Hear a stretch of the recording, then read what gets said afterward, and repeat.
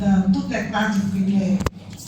C'est pour dire au fondateur que moi je suis la maîtresse de CE1. Et le CE1, ce n'est pas une classe du tout facile. Tous mes collègues enseignants ici au primaire savent que la classe de CE1, ce n'est pas du tout facile.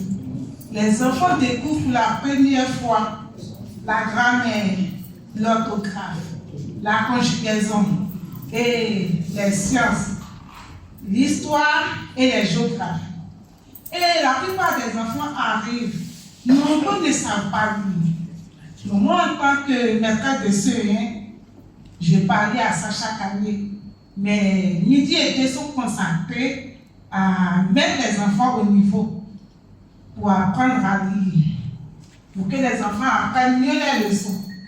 Mais cette année, sur 43 élèves, j'ai eu 2 recalés.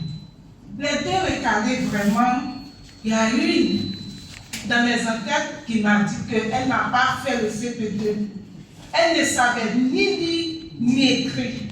Et il y a un qui écrivait en arabe. Donc ça a été vraiment difficile pour moi.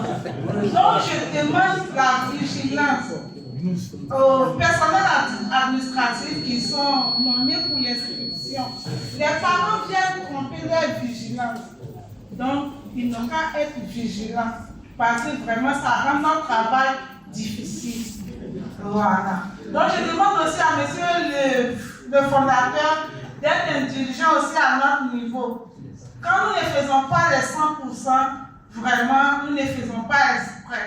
Parce que si nous voulons faire les 100%, vraiment, beaucoup vont tricher. Beaucoup vont tricher.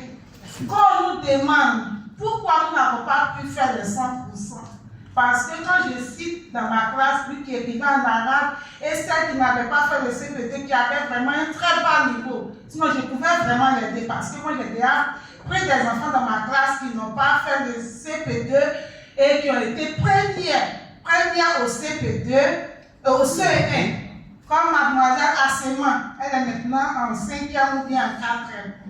Vraiment, je peux le faire. Mais pour un enfant qui a un très bas niveau, ça a été vraiment difficile pour moi.